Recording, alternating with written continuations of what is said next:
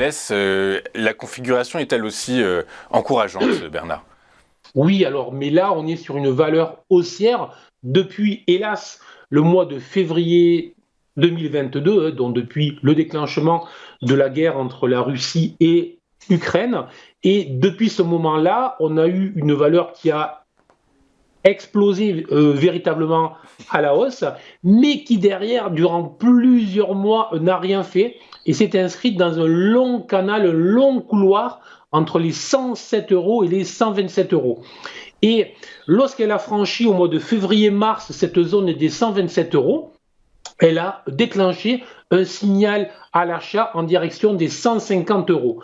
Donc tout simplement, on est toujours au sein de ce signal positif, au sein de cette dynamique très positive. La preuve, c'est qu'à plusieurs reprises, à deux reprises au moins, la valeur, les vendeurs ont essayé de venir repasser sous les 127 euros. Et il y a ce qu'on appelle, ce que je vous explique ici même si souvent, ce qu'on appelle une inversion de polarité, c'est-à-dire qu'un niveau de résistance devient support. Et donc systématiquement, à chaque fois que ce niveau a été retesté, les acheteurs se sont présentés et donc on est très très positif. Et tout simplement, la valeur évolue ce matin à 137 euros. Tant que la valeur restera au-dessus des 127 euros, l'objectif haussier est très clair. Il se situe au-delà des 150 euros, donc très positif sur cette valeur.